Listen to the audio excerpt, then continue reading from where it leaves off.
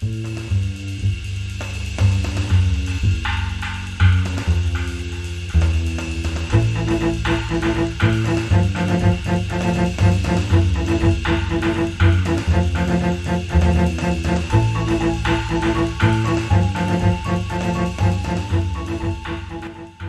back to Renaissance City.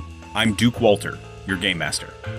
Prowlers and Paragons Ultimate Edition is a rules-light role-playing game, allowing us to be the heroes and villains. In our last episode, our heroes found themselves trapped and fighting for their lives. One of my favorite mechanics of this game is resolve and adversity. Heroes are allowed to spend resolve to re-roll, to add dice, or to just make something true. Adversity is the Game Master's version of resolve. It allows the Game Master to let a villain escape, make something true, or just do some general badness to the heroes in play. It's a fine line to walk, but makes for some very memorable moments when used properly. We recorded this game in 2 different sessions. In the first session, I had just moved into a new house, so there are a few audio issues on my end.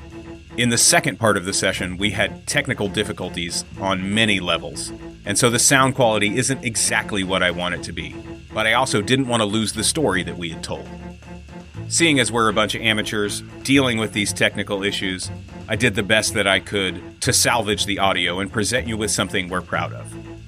As always, don't forget to visit TTRPtheater.com or search TTRP Theater on YouTube for all of our content.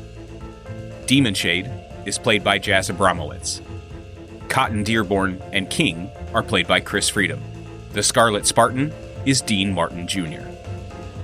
All right, let's get into the show.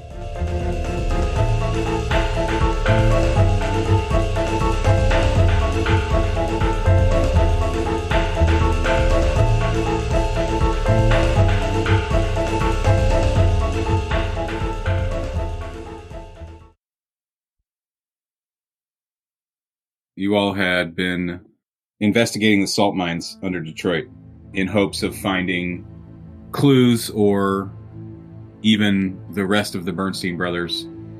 You found yourselves at someone's personal study, had investigated multiple things about it, inside it, around it, and found yourselves trapped as dozens and dozens of attendants led by Frenzy, or I'm guessing what you assume is a mimic that is impersonating Frenzy, streamed down the stairway and into your area and overran you and knocked you all unconscious with some form of nerve gas. King, you find yourself flying. The terrain below you stretches out in an endless desert. Ahead of you, the sun is rising on the horizon, and you can see 3 tall, spired buildings silhouetted against the sun. They glisten as if made of metal. You are wearing an armored chest plate. Pauldrons cover each shoulder. All of it is inlaid with lines and decoration formed with a purple crystal of some sort. You look around, and you see 2 others flying along with you. The one on your left is a large, red feathered bird man, streaks of black and black tips at the ends of the feathers on their wing. They wear armor similar to yours. On your right, the head of a goat, black as night, wings sprouting from their shoulders similar to yours. They also wear the same armor as you. You continue streaking through the sky with your companions toward these 3 towers. You know this place. This is your home. What? The word Iathra comes to your mind. That is the name of this world. You fly faster and faster, and in your head you hear a voice. What shall we do, Typhus? You are Typhus. You are the leader of a rebel band who has been fighting for decades to uproot an alien power that came to take over Iafra. Whoa. I apologize, Duke. My mind is blown. I'm processing. What did the guy say to me again? I mean, he's basically asking... Where to? Yeah, where to? And what'd he call him? Typhus. Typhus. You know that the city ahead of you is known as Bright Anchor. Is it a city that my people occupy or the enemy? You have people in the city, and you know that there is a flanking there is a force that will flank from the west as the main force will enter from the south. The warrior on your left, his name is Push. The warrior on your right, his name is Blink. Push, Blink, and I are going to the city to evaluate our next move. As you fly forward and get closer, you can see the vastness of the army as it is moving through the desert. You can see the dust from the marching people, the horses, from the cavalry, from the siege engines that are moving toward Bright Anchor. The city is walled, and these three spires in the center, you can see carved into the top of them the same three masks that you saw on the statues. I'm saying this meta. The same three masks that you saw on the statues in the office before you all were subdued. For clarity, do I have a working knowledge of my history, or do I have 5 minutes and just names and familiarity? What do you want to know? Well, nothing in particular. I just wonder if I'm acting as if I'm knowledgeable or if I'm acting as if I'm lost here. Are you? Oh, you mean for yourself as your character? Yeah. As you are experiencing these things, they are coming back to you. Gotcha. If that makes sense. Okay. Yeah, kind of like a little bit of an amnesia thing, and it's right on. You know this is familiar. You're home. But you know what I mean? It's not. Yeah. It's not as if you can, jump back to memories from 5 years ago. Yeah. Or even 5 weeks ago. Okay. And these troops are my troops. This is troops I lead. Yes. Got it. Okay, just making sure I wasn't looking at the enemy. These are your troops. Hey, Push. What's the battle plan? What's our next move? You had instructed the main force to assault from the south. So we are moving in from the south, Typhus. The three of us, we are to wait for the battle to begin, and we are going to attempt to take the Golden Tower. Obviously. I don't mean what I already told you. I mean after that. Well, if we are successful and are able to infiltrate the Golden Tower and find Echo, hopefully we can at least negotiate a way to peace. And if not, then, as you said, we will do with him as need done. Remind me not to go to war with someone that relies on if we will win or hopes for a positive outcome. We don't go to war unless we're going to win. Push kind of just stops talking and just keeps going ahead. You hear Blink. Now, that's not very fair of you. He's just repeating your words. What's gotten into you, Typhus? Bit the dude's head off. We must be focused. Echo is too powerful for us to be split amongst ourselves. I'm focused. Let's get this thing underway. And on that, we're going to jump to Raymond. You sit at a small fire. The smell of forest floor, fresh after a rain, and the sweet smoke of fruit wood and burning leaves fills the air. The bright colors of Mayheim are muted in the mix of firelight and the light of the rising. Oh, wow. You look up from the fire, and across from you sits Yega, a Yin Ashaki from the south of Taifala, which in English is the Great Forest. She wears robes and rope sandals, and her long dark hair seems to be crawling with small animals of some sort, the effect only made stranger in the moving firelight. Jinni, your youngest daughter, is also there. Her yellow and red streaked hands hold long twigs as she traces something in the dirt and ash. Whoa. She bites her bottom lip in concentration, using both hands to draw. A loud crack from a log on the fire catches her attention and breaks her concentration. She looks up and sees you looking at her, and she smiles. She looks back down at her drawing and runs her foot across the ground, erasing her work. She starts drawing something else, just out of your sight. You know that the ranger will start soon, and Jinni has just passed her first cycle. She will be entering the ceremony, and she will be the youngest participant this go around. Where's my brain?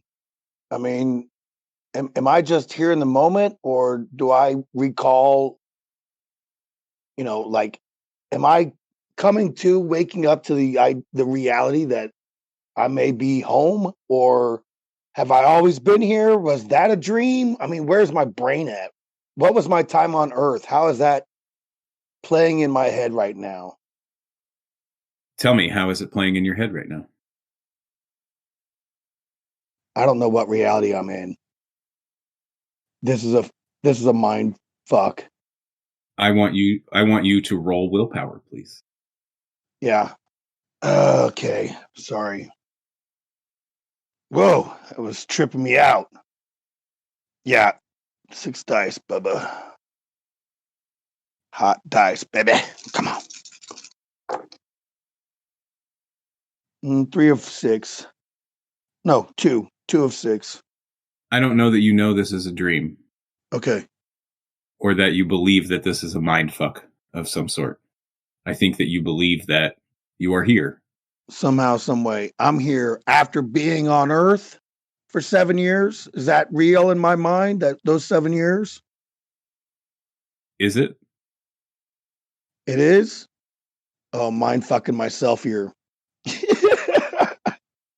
Okay, he's just gonna soak it up. Just bear witness. He's just smell, listen, look, he's just gonna bear witness. He's just gonna soak it all in. Mostly watching that baby. You see her drawing. How do I remember her from before? How big was she? You left it was halfway through first cycle. So this is a time travel. Right? She was very young, right? Okay, like half her age right now. Like if she's 7, she was about 3. So I was gone. Yega stands up and comes over and sits next to you. You seem distant. I traveled. I was on a far away world. The last time I had consciousness, I have been away from this place. Have I not? From this place? From which place are you referring? Home. We have been camping here 4 nights. I have never left this place. No, Raymond, I have been gone. I have lived a life away from here. A spell was cast upon me. This isn't madness. Jinni looks up. She smiles. I'm gonna ask her, do you see it? Do you see it, child? I see the stars in your eyes. They are brighter than they were. I have been away from here. My God. What is it? I left this world. Where did you go? Atop the temple. What happened afterwards? The stories that are told of you, you made a name for all of us that day. You struck down their sorcerers from great distances. Rikma. You fearlessly walked those stairs and dared to face that dark power. And you overcame. Well, something happened. I must have hit my head or something. I don't remember a moment from then. These last seasons, I don't remember a moment from then. My brain, my mind went somewhere else. I created a universe in my head or something. I was not here. I do not know what I had for breakfast today on this world. But on Earth, I had a bowl of oranges and nuts. We ate bamba root. That's what I'm telling you. I was somewhere else. No, you were here. Regardless, let's put our heads together. All right, we all put our heads together. We all have skullets, remember? Right? Yeah, and this is how we, hug, stand together and put our heads together. This is embrace. You just want to feel the touch of your daughter and of your fellow. What's the name of your people? Jakari, right? Is that what this is? It's the embrace of our people. We touch skullets, the bald parts. When the three of you put your heads together, Raymond, you have a flashback, for lack of a better word, and you see yourself jettisoned into that black magic, into that smoke from the top of that tower. I remember it clearly. You never forget something like that. And then you see something from Jeannie's point of view. You see yourself walking up to your home. And through her eyes, she is watching you out a window. And you seem, you know what I mean? Like you're uncomfortable. Like you're kind of moving your shoulders or something. And you shake your left hand and kind of flex out your fingers. And when you flex out your fingers, she sees your hand kind of turn this mottled gray and then go back to red. Alabaster. Oh. Okay. Nice hang. There we go. I'm mutant, baby. Good luck. You sit at a poker table. The smell of tobacco and cannabis mix with the damp underground room. You're at a round table with three others, and you can hear muted jazz music in the background. Ashtray Bobby sits across from you. To your right sits Jules. To your left sits Lawton Whitingale. Lawton expertly shuffles the deck, moving the cards fluidly from hand to hand. Ante up, gentlemen, if you care to play this hand. Bobby and Jules both put in their ante, a white poker chip. I'll see the bet. Lawton deals 5 cards all the way around. Quickly, expertly placed right at your hands. You pick up the cards. You have a pair of 7s.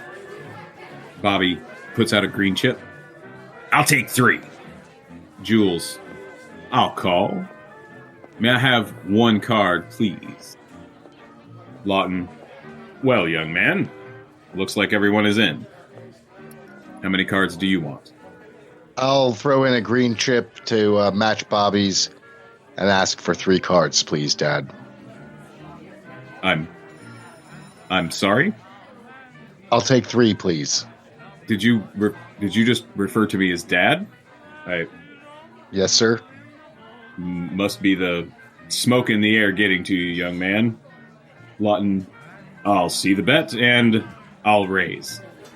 And he adds 2 more green chips and takes 2 cards for himself. You are dealt back another 7, the Jack of Hearts, and the Queen of Spades. Ashtray Bobby, nah, ain't got it. Jules looks around the table. I'll see that bet. Call. It goes to you, Alabaster. I'll also see the bet and call. I want you to roll 5 d6, please, and tell me how many successes you get. Ooh, I got a poker dice. Nice. I'm going to use that one for sure. All right, here we go. 5 total. So everybody puts down their hands. Jules has 3 of a kind, but has 3 4s. Lawton has 2 pair. You win the hand. Ooh. I'll take the chips into my pile. Quite lucky, young man. Quite lucky. If you say. What is it you do, young man? Says Jules. Well, right now I'm just learning about shipping and industry. Really? That's my business. I'm also in trade. Who is it that you work for? Well, I haven't so much got a job yet, but I'm working on it. Well, if the night goes right, perhaps we can have a sit-down later this week. Oh my god, are we making fucking job offers here? Deal the goddamn cards. Ashtray Bobby blows a big puff of smoke out across the table. You looking at my mouth, motherfucker? Are you talking to me? I didn't even notice. Is there something up with your mouth? I look over at Lawton. He's a bit sensitive. Don't let him throw you off. He's just trying to intimidate you a bit. That's all. It's his tell when he's uncomfortable at the table. Isn't that right, Bobby? Fuck you. Cards get dealt out again. Jules puts in for a nickel. The bet's to you. I want you to roll 5 dice and tell me how many you get. Tell me how many successes you have. 2 successes. You are sitting on an ace king, and then a 9, a 7, and a 6. Different suits or? Yes. Okay. Ace king 9 7 6. Are you gonna match the bet? He put in a nickel. Yeah. I'll put in a nickel. Lawton matches the bet. How many cards? I'll take 4. If you take 4, you might as well fold, son. I have a feeling. All right. It's your funeral. Okay. Goes around the table. Lawton calls the bet. Takes 2 cards. Ashtray Bobby folds. He got shit. Back to Jules. He bets another nickel. It's to you, Alabaster. What 4 cards did I get? Oh, sorry. Roll 5d6 and tell me how many successes you get. 2. 3 total. You end up with an ace and a pair of 10s. All right. So I have 2 pair right now. No, you have 1 pair. Well, I had a king ace, so you didn't ask me what I kept back. So I kept back the ace. Right. So you have right. So kept back the ace. So if I got dealt an ace and 2 10s, then I have 2 pair. No. I assume you kept the ace. When you throw down 4 cards in 5-card poker, you better fucking keep the ace. Well, of course. You always keep the ace. All right, so I got a pair of 10s, ace high, is what you're telling me. You have a pair of 10s, ace high. Okay, yes. Got it. I'll match the nickel and call. Lawton is going to. Well, I mean that's a pretty cheap pot, and he's gonna raise 50 cents. Well, that's too rich for me. And Jules folds. What about you, young man? I would like to make a perception roll to see if Lawton has any tells. Okay. Roll perception. What would my perception be at this time in my life? So you have put yourself back to what? 19? Yeah. Right, something like that. What was your initial perception score when we first came up with your character? Do you remember? 6 dice? I want to say 6. Yeah, I want to say it was 6. Go with 6. All right. Let's see what Daddy's showing. 1, 2, 3, 4 total successes. Yes, you notice that his left pinky finger, that he taps it, he kind of flicks the bottom of his cards. You've noticed that he does that sometimes. Have I noticed that when he's bluffing or when thinks he's got something good? When he thinks he has something good. I'll fold. Lawton rakes in the chips. Well, looks like I win again. That's how you do it, old man. Always winning. Always winning. Well, I mean, I would say that I like to think that I'm always winning, but, you know, there are ups and downs in life. You'll figure that out. There's always something about being young, you know, the lack of perspective. You think that the world is at your fingertips. Seems to me, sir, that you've got it all figured out. I hope one day to have it as figured out as you do. Do you believe that this is your dad? Do you believe that this is Ashtray Bobby? Do you believe that this is Jules? I feel like in the moment, I have no reason to not believe it. Okay. I want you to roll willpower, please. It feels like a flashback to me, I think. Willpower. 7. 1, 2, 3. 3 total. Do you remember playing a poker game I don't remember. against your dad? I don't remember playing a poker game against my dad ever. And especially not with Jules and Ashtray Bobby. Well, you know how memories are. Yeah. In fact, I always kept my We're dreaming. gambling habits a secret from my father and from the rest of the family. So how does that make you feel? Now I feel anxious, like I don't know where I am or what I'm doing here. And I'm going to try and wake up. Cotton, you stand on the steps of the post office. You have a bundle of mail in your hand. It's all addressed to your mother. You are coming down the steps as a horse and buggy comes clomping down the street in front of you. Moderate amount of people walking up and down the sidewalk on both sides of the street. You've picked up your mother's mail. You're on your way to her house for dinner. You get on the streetcar, and normally this time of day there are quite a few people, but it's just you, the driver, and one other man. The man has his back turned to you as you get on. You know, they have the seats on facing both directions, facing front and rear. Wearing a coat with the collar kind of pulled up, dark hair, and you know that the ride's about 10 minutes before you get to your stop. You hear the ring of the bell, and it lurches forward. What do you do? I'm gonna watch the guy closely and wait for my stop. The bundle of mail is larger than normal. You've been away and haven't collected the mail for your mom in almost 3 weeks. And as you are sitting there, you realize that one of the letters is in a very familiar hand. It's in the pen of your cousin Daniel. And it's addressed to your mother, but there's no return address. And it's a fairly heavy envelope. You get to your stop. I assume you get off and start walking towards your mom's house. Yeah, before I get off, I wanna feel what that dude's feeling. He's giving me the creeps. Roll your telepathy. 2. 2. If you're focusing just on him, he's anxious. You okay, man?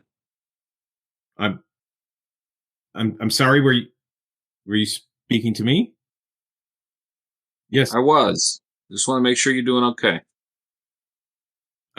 Yes. I'm fine. I'm fine. Thank you. You need any help? No, sir, I do not. Roll Well, perception. then quit acting like such a fucking weirdo. I'm just kidding. Cotton, roll perception. All right. Cotton's perception is a 4. I got 3 1s and a 6, and a 6 and a 2, so I got 3.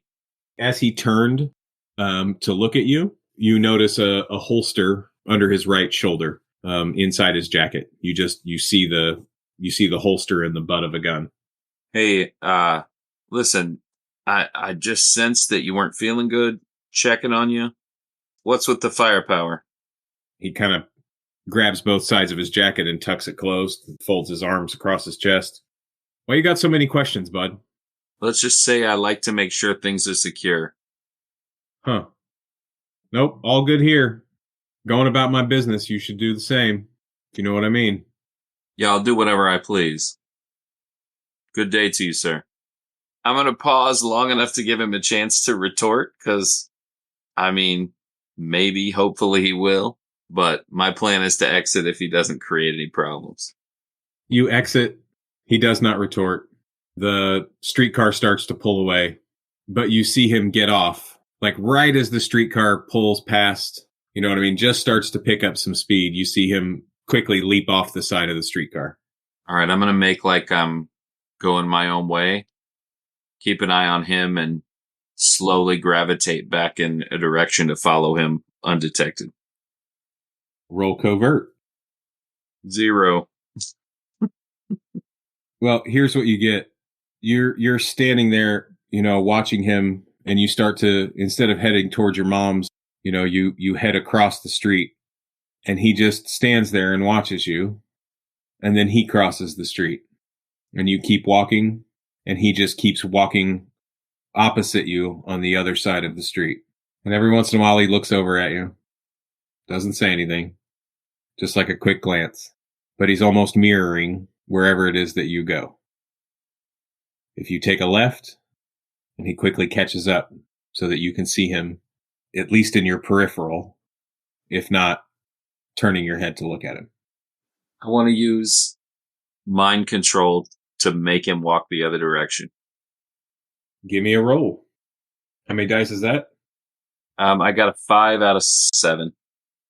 5 successes? Yeah. How do you word it?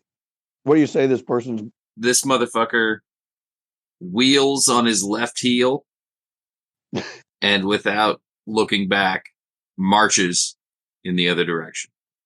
Was it graceful, or did it seem? Oh no, it was like an automaton. It was like not like an attendant, but like he was following my command. He had no free will in it. And he walks away. I'm going to stand there and watch him walk away and just make sure.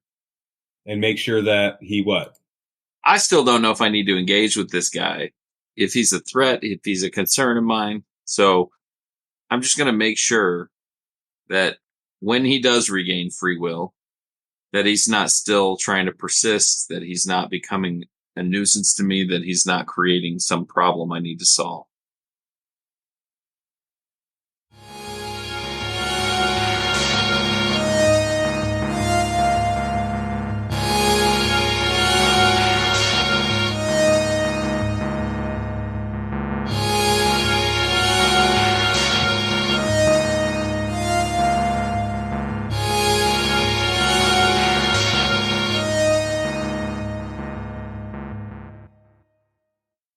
You have successfully turned this person around, and they are walking away from you down the street.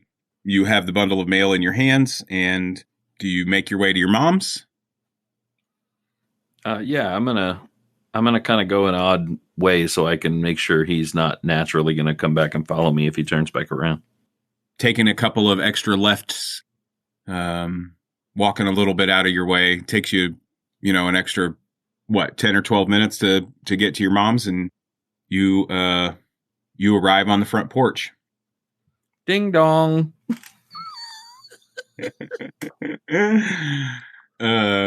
Okay. Yes. So, mail in hand, you ring the doorbell. You're standing there on the porch, and the door opens, and Joseph Bernstein answers the door. He's wearing a lanyap. Damn right he is. Oh, well, hello, young man. Come on in. We were just getting dinner ready. Honey, Cotton's here. Why are you here, dude? Well, it's Thursday. Your mother said you were coming for dinner. Come on in. Do you want a drink? I'm gonna need one. What do you take? You want the clear stuff, or you want the dark stuff? Clear. And he walks over to a little side table in the dining room, and pours you a cocktail, and hands you a glass, pours himself one. pours a third glass and hands you one, picks up the third glass and walks it into the kitchen, and you see your mother walk out of the kitchen. And he hands her a glass. Oh, Cotton, I'm so glad you're here. Are you hungry? Sure, Mom. Why is Mr. Bernstein here? Well, it's Thursday, honey, and you said you were coming for dinner. Okay. Oh, is that my mail? How do you know him? How do I know? How do I know Joe? Yes. Honey, are you feeling okay? Clearly not. Let me get a washcloth. I'm going to get you a cold washcloth. Go sit down on the sofa, honey. You're a little flush. And Joseph puts his drink down on the dining room table and walks over to you and just have a seat, Cotton. I'm not sure that you are feeling very well. Let me get you a little water. Maybe instead of the booze. Let it be. I'm fine. Where'd you get that hat? Oh, I've had this I don't know, couple years now. There's this great haberdashery out on Grosse Pointe. Oh gosh, what's the place called? Shimamino's? I think that's what it's called. Interesting. Yes, yeah, Shimamino's, that's right. You like it? It's a good one. It's got a really silly name. It's called a lanyap. Right? A little extra. A little extra. Oh, you know what that means. I get it. Yes. I had a presentation, and this guy, I mean, I had gone out there just to I'd been pointed in the shop's direction and went out there and boy, let me tell you, that Shimamino, he really knows how to sell a hat. Let me tell you that. I walked out of there with 3 different hats, and I'll bet I've been back there once a month ever since. How do you know my mom? Cotton, I've been married to your mom for 3 years. No, you haven't. How does that make you feel? What emotion is Cotton experiencing? Confused, enraged. Okay. I want you to roll willpower, please. Please. Willpower 3. Which Bernstein was this? Joseph. Damn. I got a 1. You're very angry and quite confused. Cotton, you went from flush to bright red. Are you sure? You sure you don't have a fever or something? You should be dead. That's not a very nice thing to say. I don't mean it to be nice. I don't trust you. I don't like the fact that you're here. And I'm not comfortable with it. Cotton, where's this coming from? You seem to, What's your association with the Purple Gang? I don't have any association with any Purple Gang. What about the Blue Man Group? Well, I mean, you know, that's my weekend trio, but we perform down at the the Madison Bear Garden. But I'm gonna hold on, just stay right there, honey. Your mom walks back in. She's got a small porcelain dish, and you see her, and she takes a little rag out of it, a little washcloth out of it, and squeezes it, and comes up, and she's kind of patting your face with it, looking very concerned, and you see Joseph go off and pick up the telephone.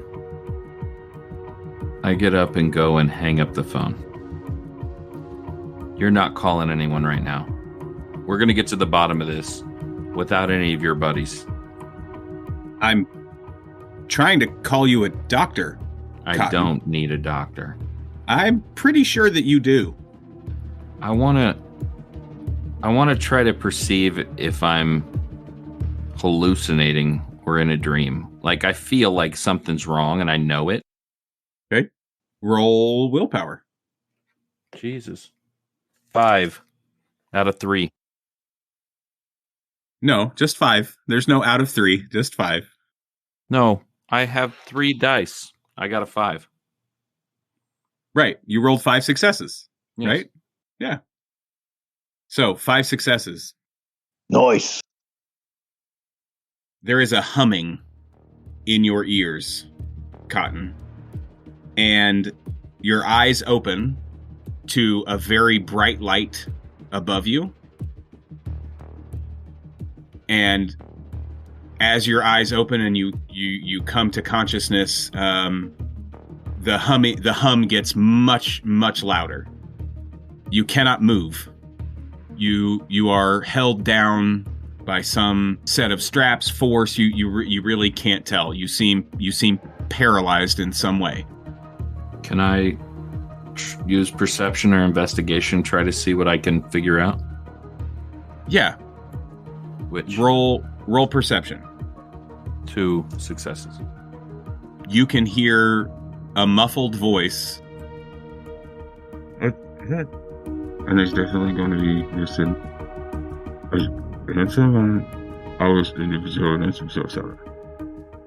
But you don't recognize it, and you can't really make out what it is that they're saying.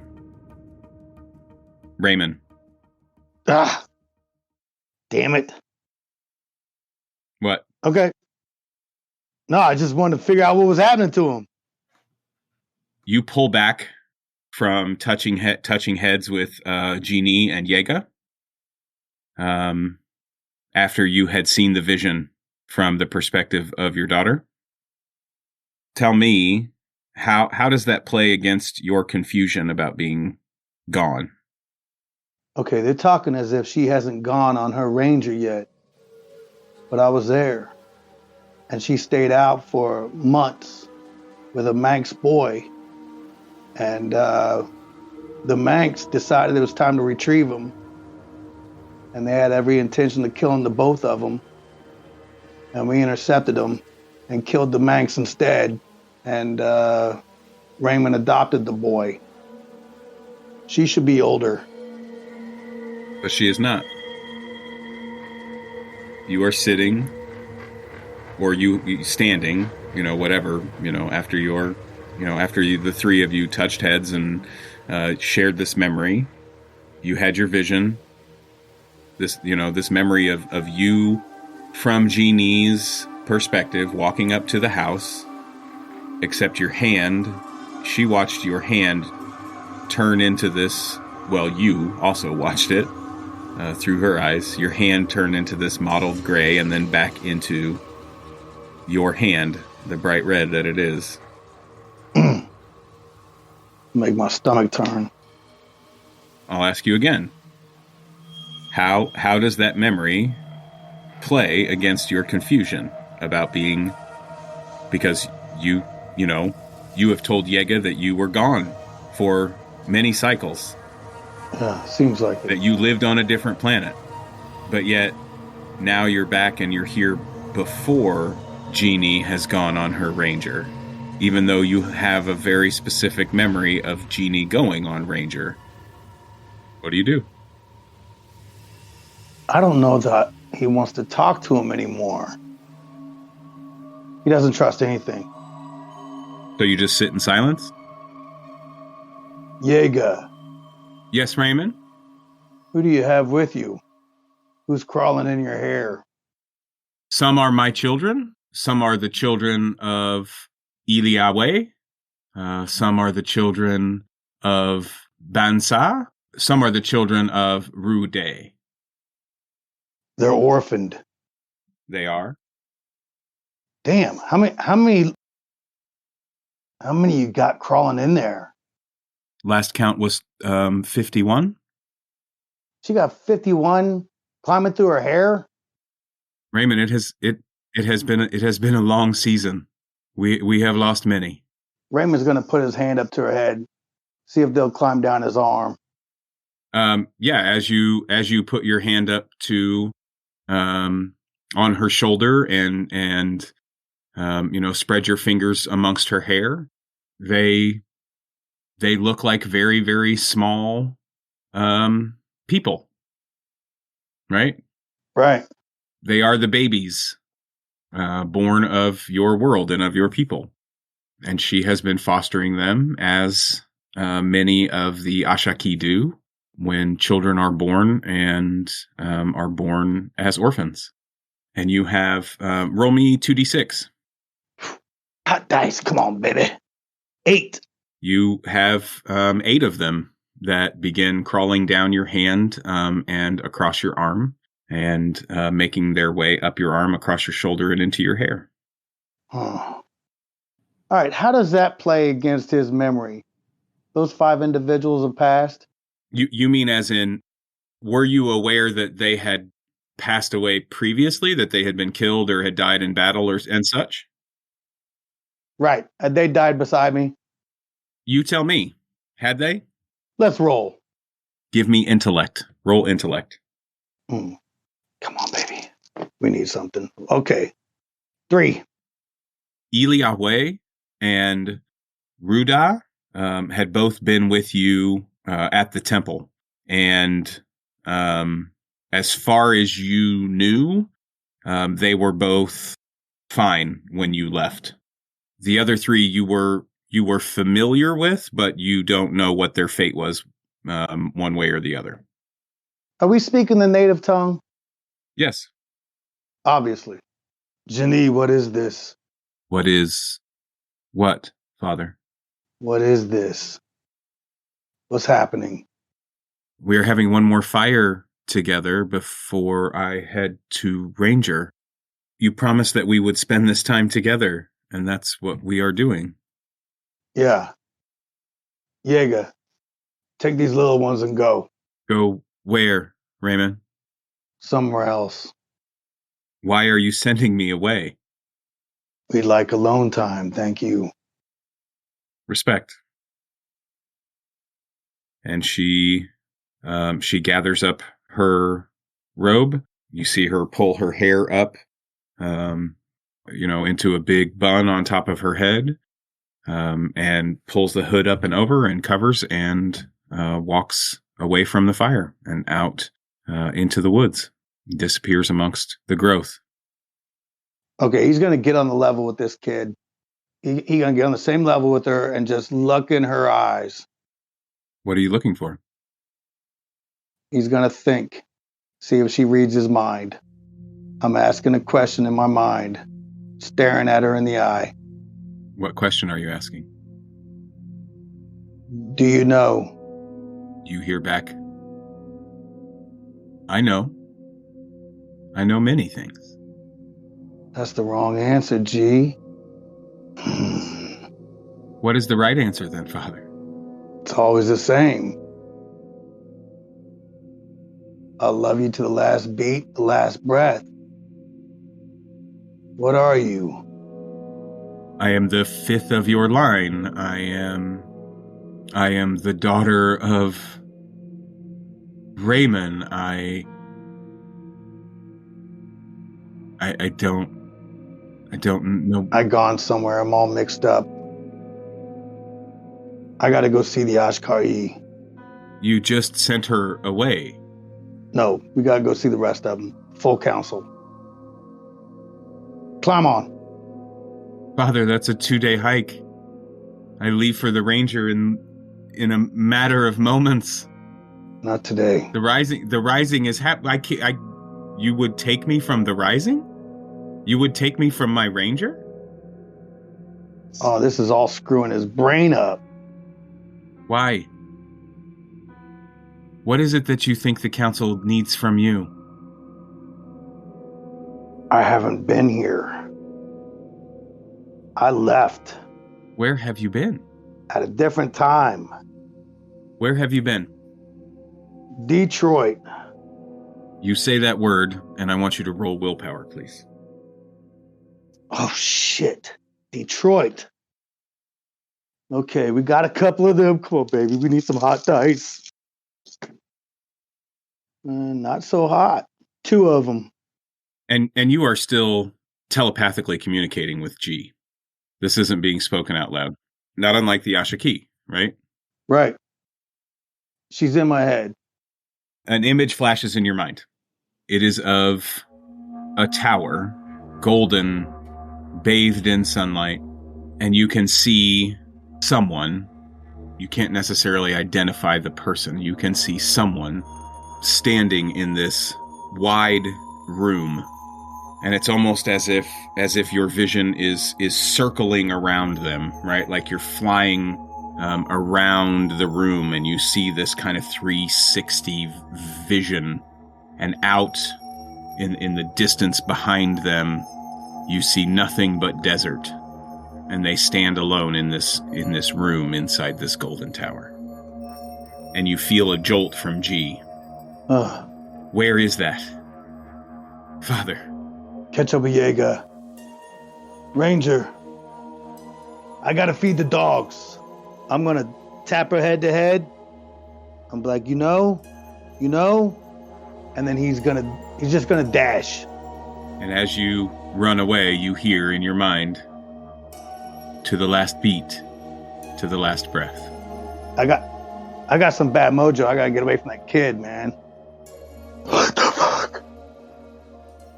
Alabaster. Get ready for the mind fuck. It is your deal at the table. Raymond really wants in on this game. Am I in shadow gear? Or am I dressed as Alabaster? No, you've been as Alabaster this whole time. Do you feel like you should be in shadow gear? No, I just no, because it's like my father and stuff, and everybody's been calling me Alabaster, right? Correct. So I want to look Ashtray Bobby directly in the mouth. Yes, you do. It's beautiful. Let me make a roll here. Oh, son of a bitch. 3 5s, a 3, and 2 1s. Okay. Tell me what happens when you look Ashtray Bobby square in the mouth. So Alabaster looks Ashtray Bobby square in the mouth, expecting some sort of reaction, of course. And Ashtray Bobby just smiles, as if nothing's changed or he's not offended. And so Alabaster kicks the table over. Which direction do you kick the table over? So it's straight at Ashtray Bobby since he's directly across from you? Correct. Okay. Oh, nice. Roll might. 1, 2, 3 total. Okay. You narrate it and I will embellish. So Alabaster looks Ashtray Bobby straight in the mouth, expecting some sort of reaction. Ashtray Bobby just smiles plaintively as if nothing's changed or he's not offended. So Alabaster stands up, puts his hands under the card table, flips it up into the air, and then kicks it across the room right at Ashtray Bobby. It smashes into Ashtray Bobby, who falls down on the floor. Meanwhile, Jules and Alabaster's father are completely freaked out, I'm guessing. Nice. So, nice move. Yeah, the table goes flying. Lawton very deftly and very quickly gets out of the way, up from his chair and out of the way from the table. And Jules is pushed back and falls backwards in his chair and is slowly trying to get himself up off the floor. Ashtray Bobby is obviously angry. Hey, kid, what the fuck is wrong with you, huh? What the fuck is wrong with you?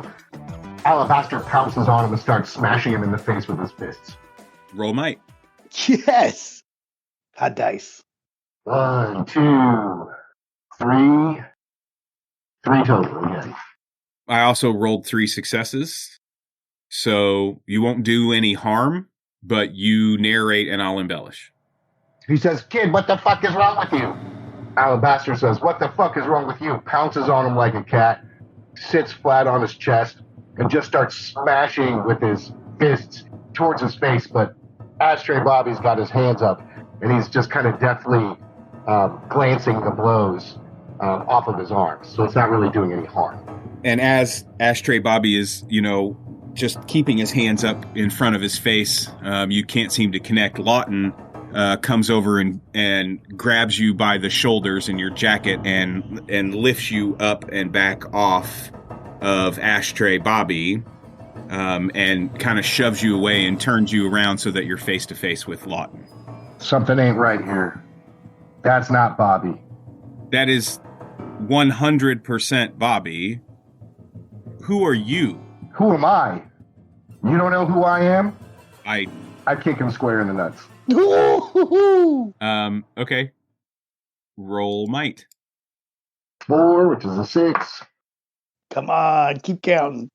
4 total. Well, I rolled 4 successes with 2 6s and rolled 2 more successes, so I rolled 6. You kick out Alabaster, who the fuck are you? And you kick out. Lawton swiftly moves to the side, grabs your foot, sweeps your leg out from under you, puts you on the ground, and then puts you in a knee lock, has his arms twisted around your lower leg, and binds you up in a knee lock on the floor. Kid, you picked the wrong man to fuck with. I don't know who you are, and I don't know what you're doing with me, but this is not real. Roll willpower, please. Kick ass. 3 total. I'm all about 3s today. 3s and 3s and 3s. You hear a hum. Like your ears start to kind of fill with this hum. But the pain of the twisting of your knee has you focused on Lawton. And you see Jules stand up and pulls a small pistol from inside his jacket and points it at you. Now listen, kid. I don't know if you're trying to rob us. You don't seem the type. What's your intention here? We're just looking to settle a debt with the Bernsteins. Who is we? Myself and a couple of compadres who you no doubt have trapped in here somewhere.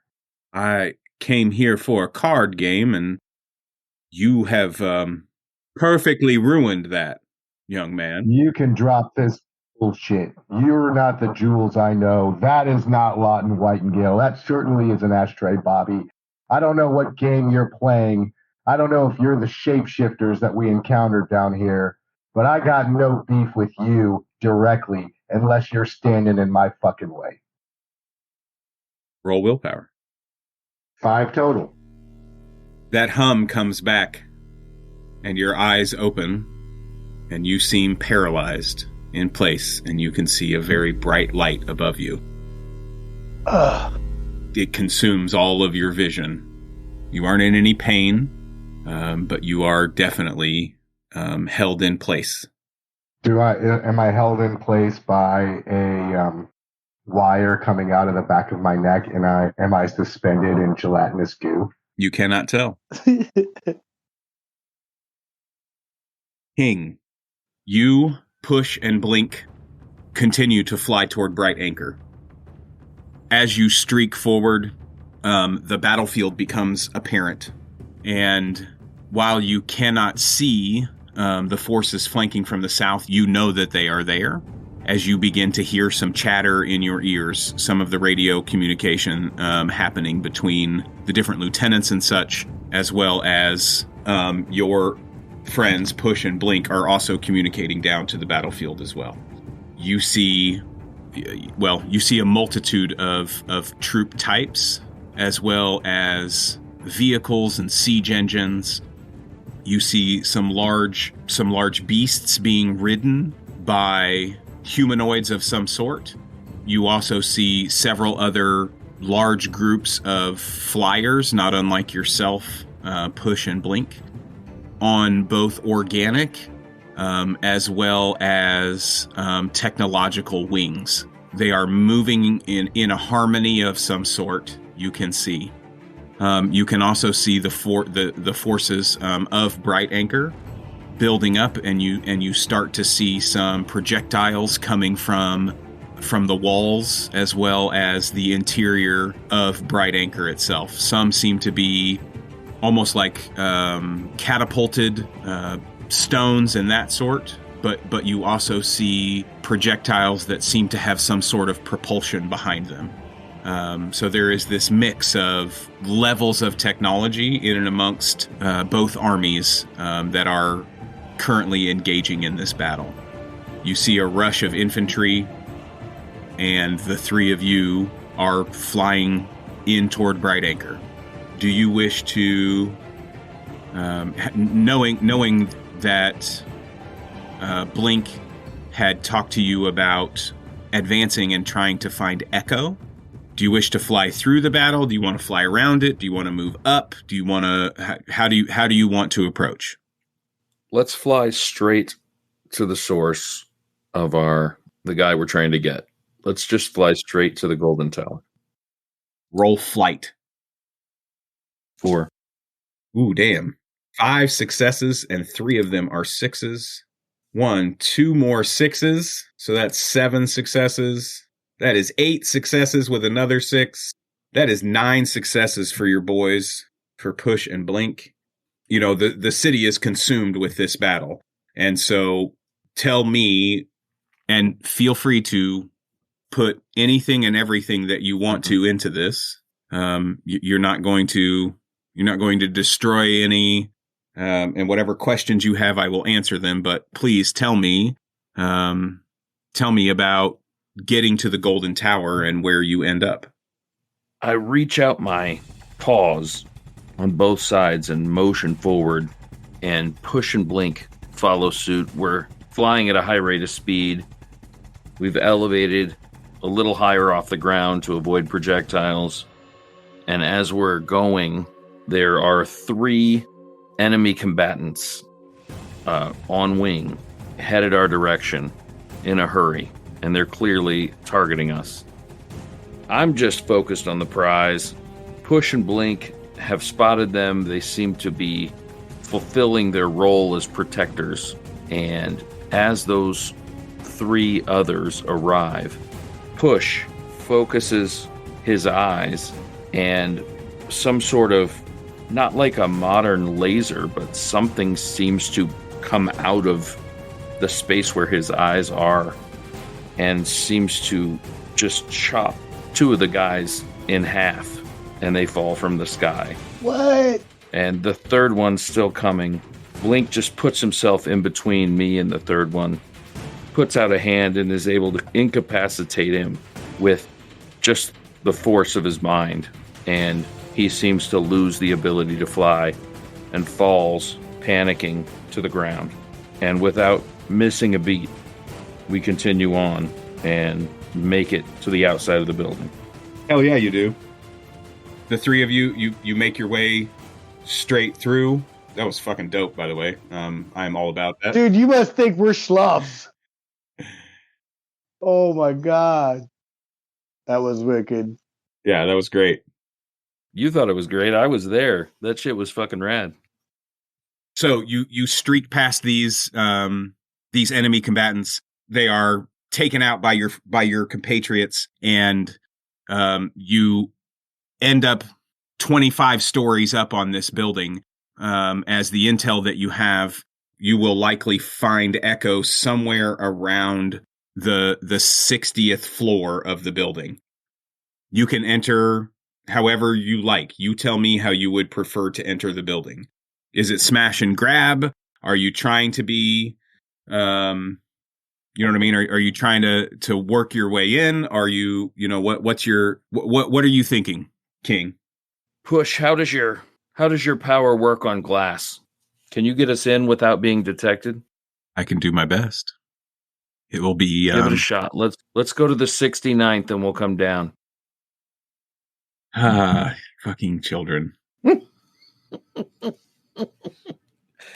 So I mean, actually, there's some strategy to that. Like, with somewhere around the 60th, I want to intellectually be above it so that I can come down. So I'm in the 60s. There you go. So the 69th floor, that's the top floor because it's the best. It's the best number. Clearly. And the 3 of you fly up to one of, because this thing just seems to be made of glass, right? You can, there's a mirror finish on the outside of it, but up close, with where you are, you can fly around until you can kind of see inside, and you walk up, and Push makes a motion with his wing. There's an entire section of the glass that is removed and is flung out behind you and flies away from the building and falls silently. I'm sure it makes noise when it hits, but it's 69 floors away. But it's 69 floors away. Yep. It is almost 700 feet down.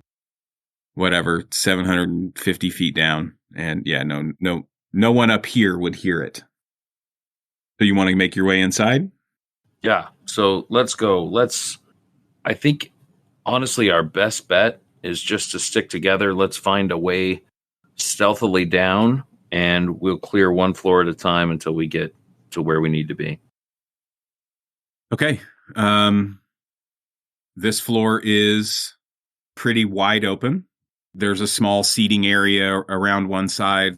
Off on your far right, there's several tables and chairs and kind of a what looks like a dining area of some sort.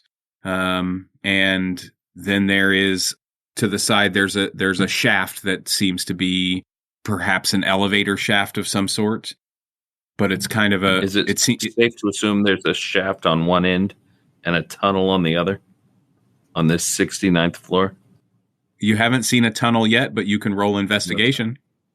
I'm okay. Let's just focus on the shaft. Is the entrance to the shaft surrounded by two giant circular objects? No, it is not. Those are much lower. All right. Please, let's continue. So you make your way over, and there's a set of buttons next to it. You can push one of the two buttons to either go up or go down. Up or down inside the shaft? No, I guess it would just be down because this is the top floor. So there would just be a down button. You walk up, and there is a down button next to the elevator shaft on the 69th floor. Nice. And so you're going down into the shaft. Correct. You're going down on the shaft. He's in the shaft. From the 69th He's floor, going yes. down. He's going down. Is it actually the G button? The G spot?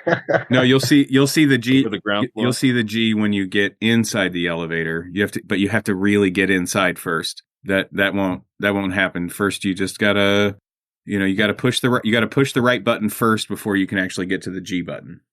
You sort of have to arch your body in a come hither style of way. Oh man, there's What's everything smell like? I have an extreme sense of smell. I want to roll for smell.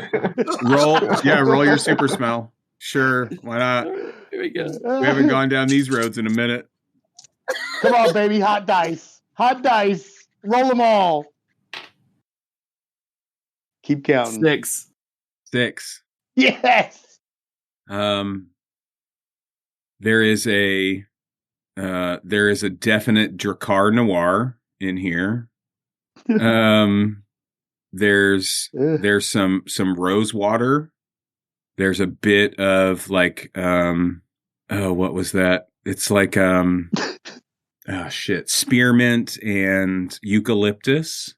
And then as you cross over to the shaft itself, you realize that all of those smells were just masking like this really salty kind of like musk.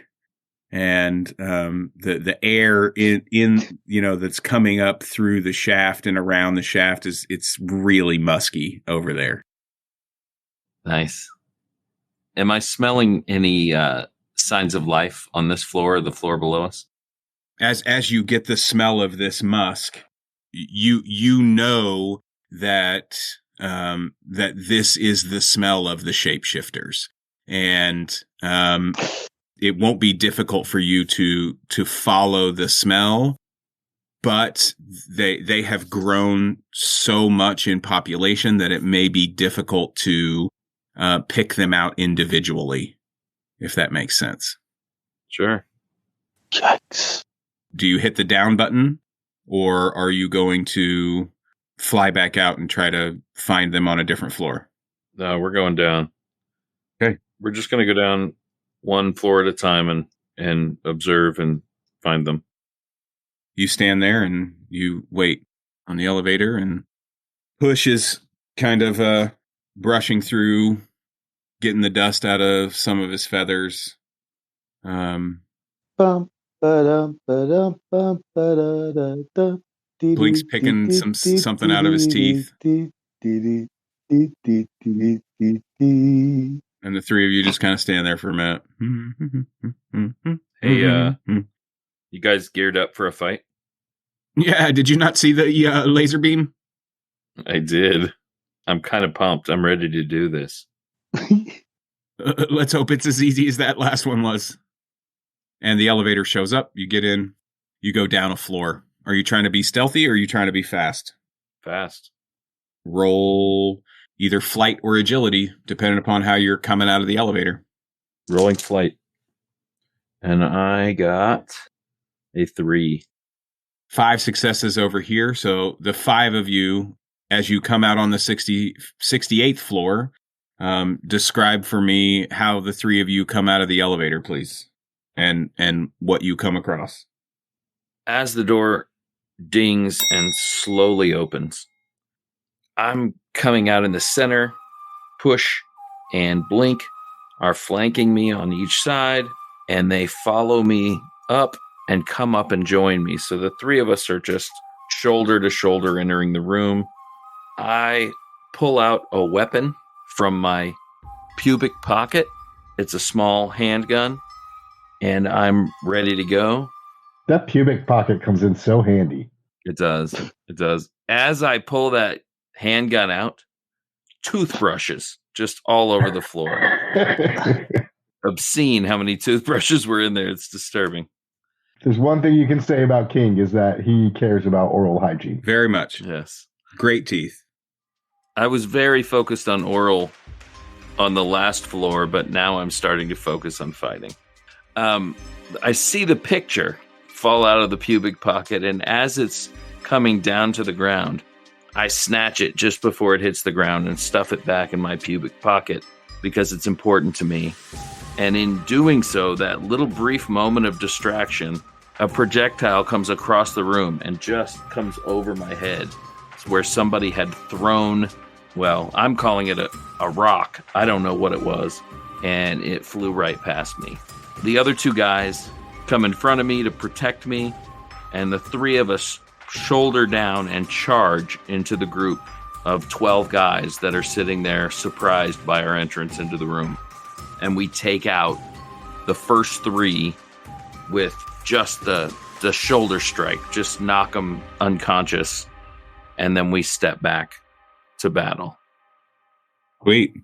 Should I continue? Am I continuing the battle? I mean, you just put us in a battle, so we'll go to edge order. You'll go first.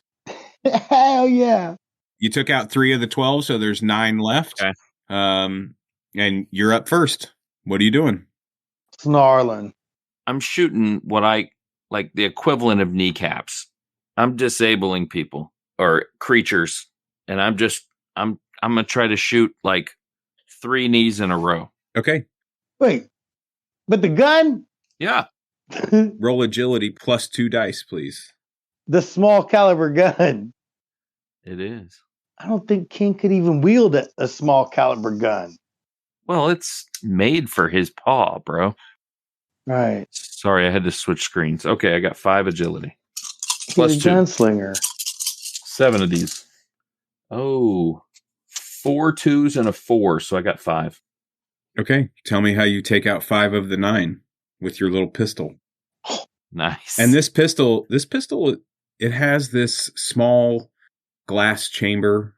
And as you pull the trigger each time, there's almost like this electrical charge that builds up inside the chamber. And then, that is the force that sends these projectiles out of the gun. And it makes this ringing sound, every time you could use Jazz's sound effect. Every time you shoot it, there's this ringing sound that is very familiar to you. We got to get King a gun.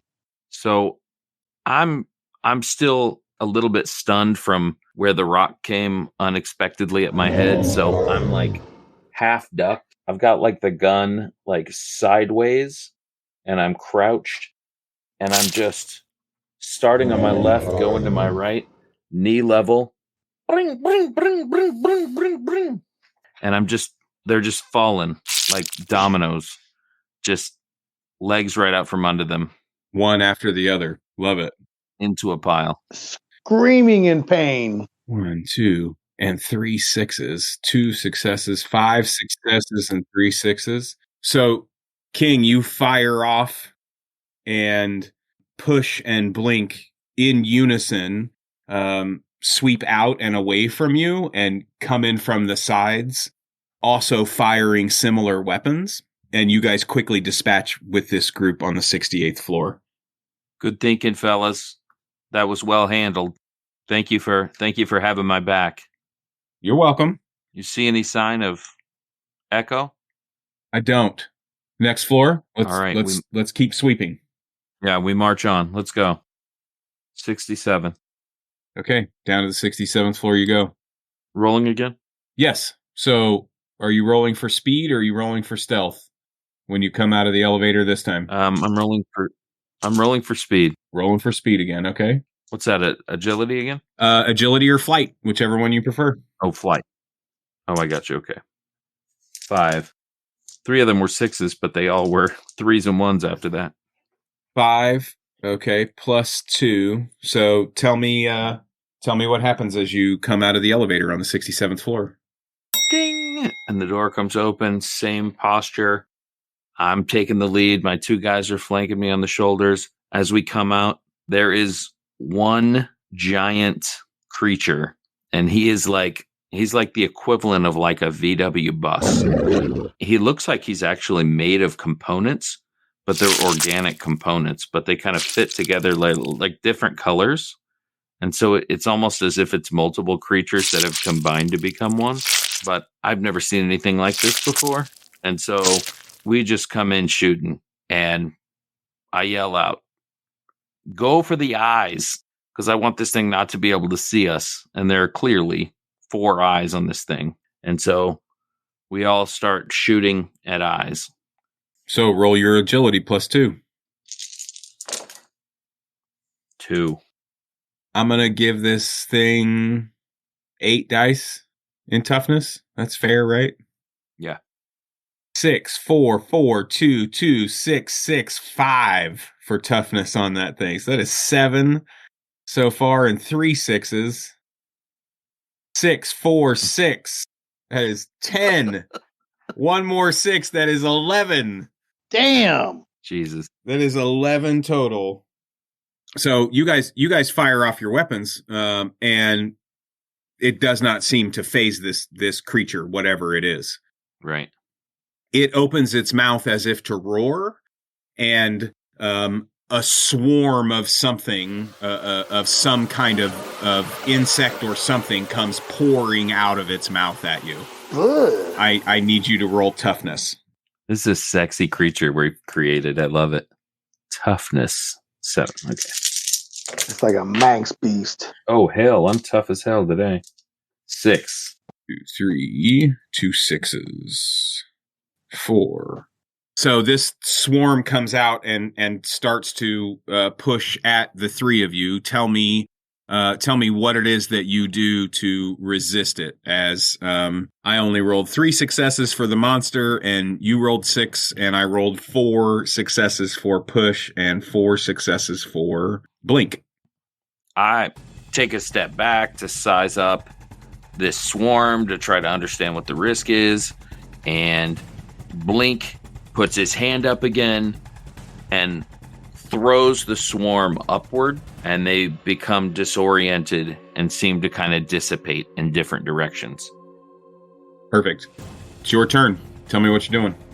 So I'm going to do my signature move, and I'm going to put a paw down, and I'm going to put all my power into my back paws, and I'm going to launch like a freight train right into the belly of the beast and try to puncture. Ooh, it's a signature move. Try to puncture the abdomen, that I'm calling it, of this beast, the wide area below its mouth. So might, I'm assuming. Yeah, give me that might. Yeah. 6s all day. Or I got a 3. 3. 3 total. Yeah, 3 wins. 3 successes. How Yes, long have we please, been thank playing you. this game? I don't know. I just couldn't think of the word. Okay. Well, I rolled 3 5s, 3 1s, a 2, and a 3. So I rolled 1 Bro. success. Tell me how you do 2 harm. So I hunch down, put all my force through my hind legs, and I shoot out with one claw extended and jam my left claw into the abdomen of this creature and pull out a lump of throbbing flesh. And with this look of disgust on my face, kind of fling it off and try to get it out of my fur. And I'm super grossed out by it. As I'm having that moment of moderate success, Push is shooting projectiles out of his eyes and attempting to make his own hole. Seemingly has very little success, makes a mark, but doesn't necessarily puncture it. Blink, on the other side, really is still more concerned with these other flying objects coming back around and becoming a problem, and he's just observing and making sure that they're controlled. This thing, it feels that wound, and you rip that out. It rears back and takes a swipe out at you since you are so close. So roll toughness for me, please. Oh, damn. This is what I needed last time. I got 4 6s and 3 3s. 7. Yeah. This thing got 2 successes, so feel free to tell me as this thing swipes, take over the narration, tell me what happens and where you end up. So his mouth kind of comes open, and he inhales some breath and becomes larger as if he's going to be this massive threat.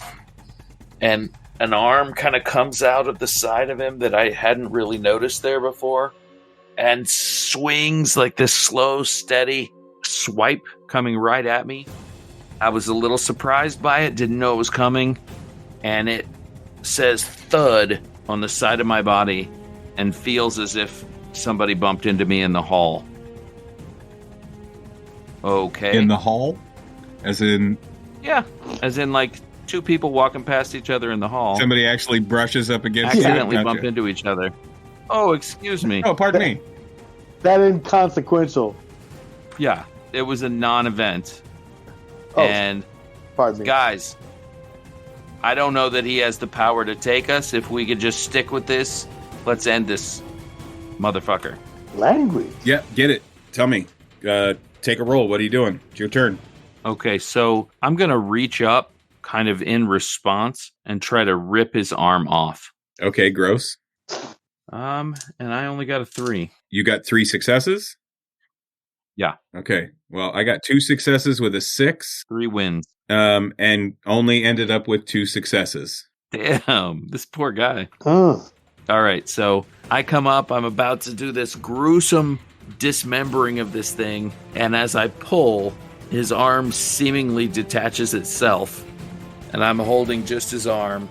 And I throw it against the wall. And it breaks in half and falls to the floor useless. Yeah, and all of these, pieces that seem to have been put together for this thing, it just kind of all sloughs off onto the floor and falls apart into all of these random bits and is no more. So you have defeated the beast. Nice. Various piles of multicolor hamburger. Yes. Love it. On to the 66th floor? Let's do it. Okay. All right, guys, let's get this guy. Are you coming out fast or are you coming out stealthy? Speed or stealth? Fast. Fast again. All right, give me flight. Or agility, whichever you I prefer. don't like that you keep giving me choices. You're going to make me second guess myself, but I have a style of fighting. 4. Your boys also rolled 4, so the doors to the elevator open, and the sunlight has filled this room. Everything in here seems to shine like gold, and you can see out the desert from every direction. You can see the battle raging off. You can see the troops coming up over the dunes from the south, and as they flank into the southern walls of the city. And standing in the middle of the room is a fairly small person. Nothing of real remark about them. Just kind of a plain white shirt, some very generic brown pants, short brown hair, no real outstanding features or anything. And they turn and see the three of you burst forth from the door, or from the door of the elevator. Excuse me. I desperately need to get to the bathroom. Can you tell me where the bathroom is? The closest bathroom is if you go up on 69. Go up on 69? Yeah, you'll need to go back in the elevator and go up to the 69th floor. Okay. Yeah, it's a pretty nice bathroom up there. Thank you. You work here? Yes. What do you do? Pretty much whatever I want. Okay. Are you in charge? What are you doing here? I just had to run in. I was out on the street and I just needed to use the restroom. Roll. What's the deception skill? Is that, I mean, when you're telling lies? Charm. Yeah. Roll charm. It's not command. It's charm. 2. Well, I got 4 and 2 6s and 2 more 4s, so 6 successes. This guy turns and looks at you. Well, seeing as you're dressed in the way that you are, and that you match the description of one of the major leaders of the army that is currently attacking the city, I would say, do me a favor and shit your pants. And this person, almost, it seems like from behind them, these tendrils of smoke and shadow burst out, and there are at least a dozen of these tendrils that shoot out and slam into you, lifting you off the ground. I need you to roll agility or toughness as you decide whether you would like to dodge or resist. Agility. 5. 4, 5, 6, 7, 8, and a 6. And another 6. That's 9, that's 10. Damn. So these tendrils slam into you, your companions, as well as push and blink. You will take 5 harm, and it is excruciating. In the corner of your eyes, you see a burst of red feathers, and you see a burst of black feathers, and then you see nothing. And there is complete darkness. But you can feel yourself falling, Typhus. And falling. And falling. And falling. And what seems like a minute. And then 2. And then 5. And then 15. And then you can't count anymore how long you have been falling. Roll willpower, please, King.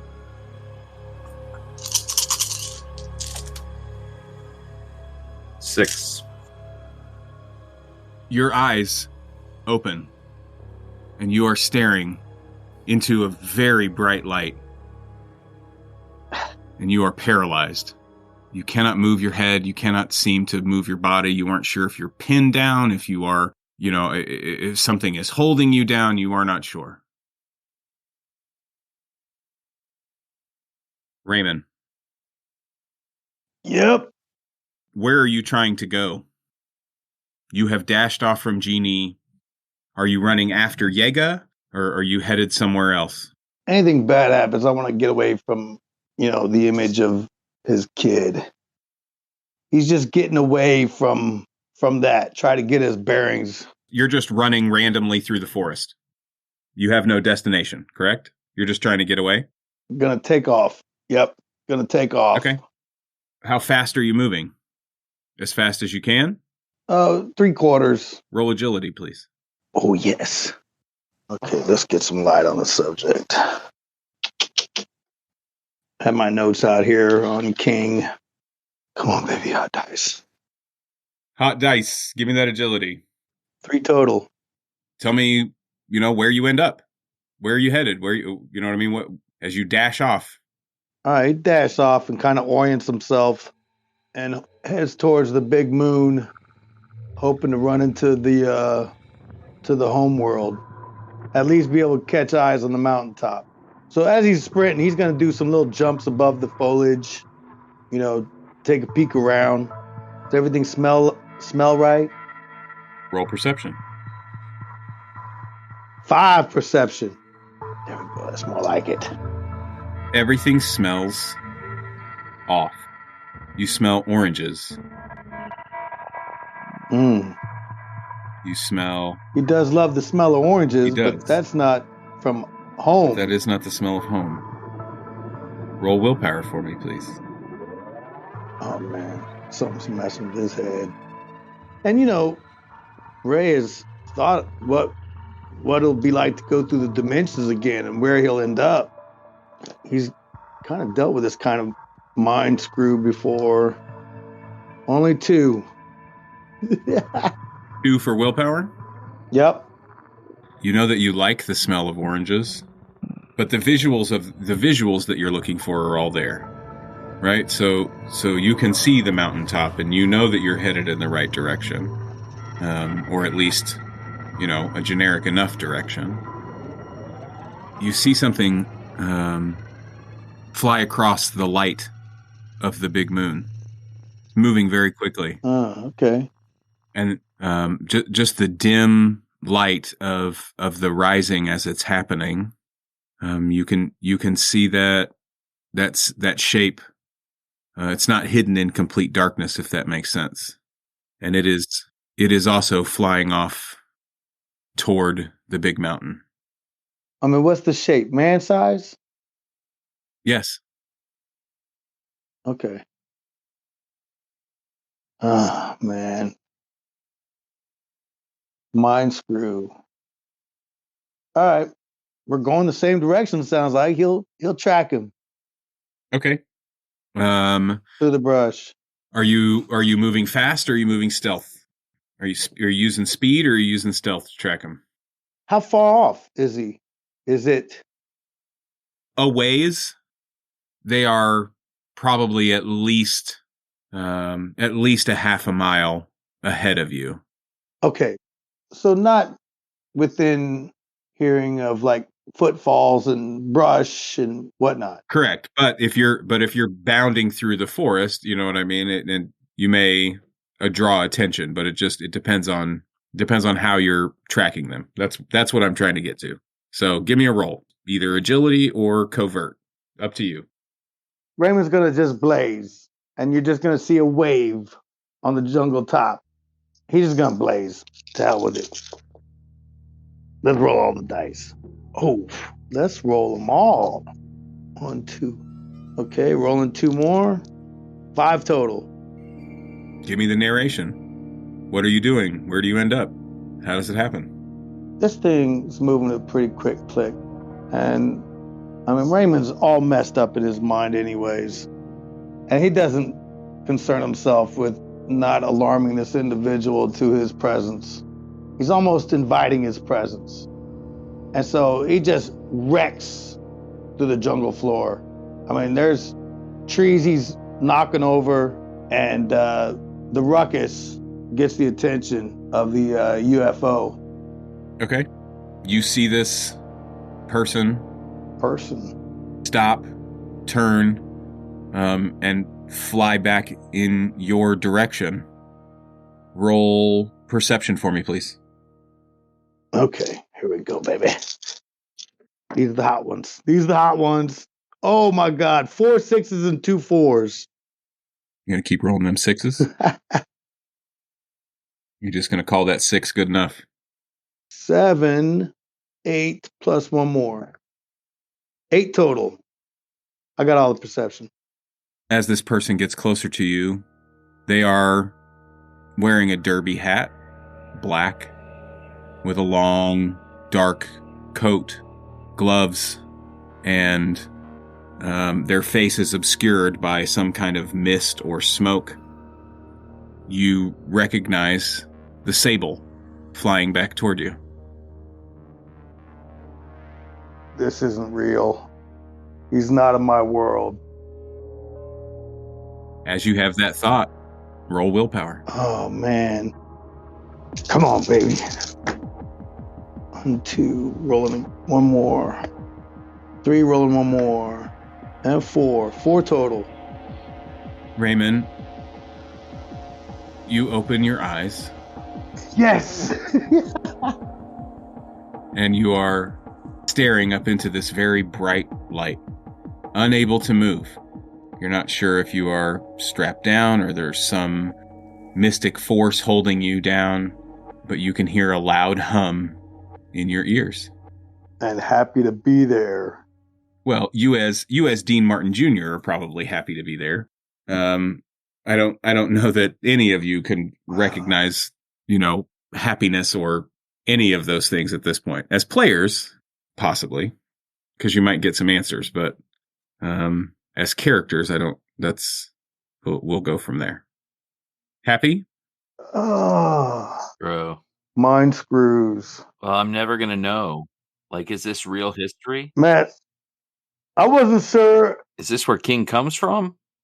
Like, or is this just some fucking imaginary dreamscape? Dude, those smoke tentacles are the same thing that knocked Raymond into another universe. Same magic. Is it?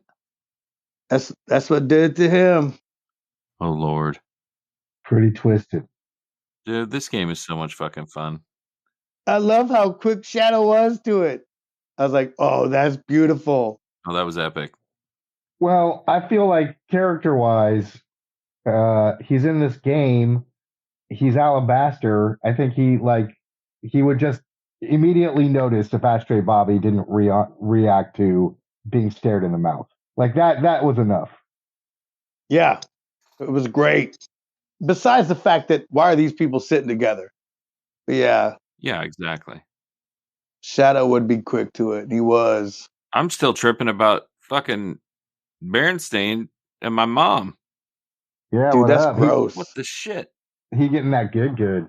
So Oh, dude. 69th floor, baby. 69th floor, baby, going down on the shaft with that good. Now, if I'd seen Joe Berenstein and my mom on the 69th floor, shit would have got sideways real quick. Well, that was Typhus. King, though. Right. If Typhus would have recognized Typhus's mom and Joseph Bernstein on the 69th floor, yeah, there really would have been some shit. That would have been fucked up. That would have been crazy. Dude, what's wrong with your head? Why is Bernstein at your house? Yeah, seriously. What in the shit? That's not okay. But he was rocking that lanyard. Yeah. Rocking. Proud of it. Well, yeah, I mean, it's that little extra.